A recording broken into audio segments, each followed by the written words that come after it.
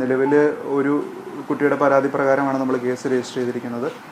കൂടുതൽ ഇരകളുണ്ടോ എന്നുള്ള കാര്യം പരിശോധിച്ച് വരികയാണ്. കൂടുതൽ ഇരകളെ കണ്ട് ചോദ്യം ചെയ്യാനുള്ള നടപടി ഇന്ന് തന്നെ ആരംഭിക്കും. പിന്നീട് ഈ റാഗിങ്ങുമായിട്ട് ബന്ധപ്പെട്ട ഒരു സുപ്രീം കോടതിയുടെ ഒരു നിർദ്ദേശപ്രകാരം ഒരു രാഘവൻ കമ്മിറ്റി റിഫോംസ് അദ്ദേഹത്തിൻ്റെ റിപ്പോർട്ടുണ്ട്. രാഘവൻ കമ്മിറ്റി റിപ്പോർട്ട് പ്രകാരമുള്ള കാര്യങ്ങൾ നമ്മൾ പരിശോധിക്കും.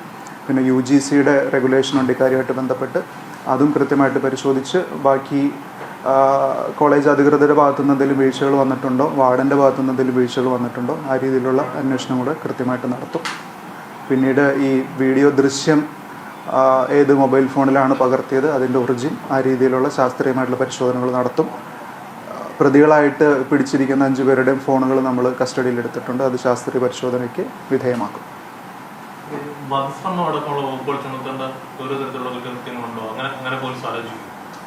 അത്തരത്തിലുള്ള ഒരു ആലോചന നിലവിലില്ല. നമ്മൾ Kerala anti ragging act, prohibition of ragging act പ്രകാരമുള്ള സെക്ഷൻ 3 and 4 പ്രകാരമുള്ള കുറ്റങ്ങളും അതുപോലെ സിമ്പിൾ ഹർട്ടിനുള്ള കുറ്റങ്ങളും എക്സ്റ്റോർഷന് വേണ്ടിയിട്ട് ഇവരുടെ കുട്ടികളുടെ അടുത്ത് നിന്ന് സീനിയേഴ്സ് പണം നിർബന്ധപൂർവം പിടിച്ചു വാങ്ങി എന്നുള്ള വകുപ്പും ചേർത്തിട്ടാണ് നിലവിൽ വകുപ്പുകൾ കൂട്ടിച്ചേർത്തിരിക്കുന്നത്. ഇനി കൂടുതൽ അന്വേഷണത്തിൽ എന്തെങ്കിലും കണ്ടെത്തുകയാണെങ്കിൽ അതനുസരിച്ച് വകുപ്പ് കൂട്ടിച്ചേർക്കുന്നതിനെ കുറിച്ച് ആലോചിക്കും. ഈ പരാതി ഇത്തരം കുട്ടികൾ നിലവിളിക്കുന്ന ശബ്ദവും അതോടൊപ്പം മാസങ്ങൾ നീണ്ടുനിന്ന പീഡനം ഉണ്ടായി, അത് കോളേജ് അധികൃതർ അറിഞ്ഞിരുന്നില്ല എന്ന് പറയുന്നത് പോലീസ് വിശ്വാസത്തിലെടുക്കുന്നുണ്ടോ പൂർണ്ണമായി? അത് കൂടുതൽ പരിശോധനകൾക്ക് വിധേയമാക്കണം. നമ്മൾ നേരത്തെ പറഞ്ഞതുപോലെ ഇരയാക്കപ്പെട്ടിട്ടുള്ള ബാക്കി കുട്ടികളുടെ ചോദ്യം ചെയ്യലും കൂടെ കഴിഞ്ഞാലാണ് അതിനെക്കുറിച്ച് കൃത്യമായിട്ടുള്ള മനസ്സിലാക്കാൻ കഴിയുള്ളൂ. നിലവിൽ 11-ാം തീയതിയാണ് നമുക്ക് പരാതി തന്നിരിക്കുന്ന കുട്ടി കോളേജിലും പരാതി കൊടുത്തിരുന്നത്.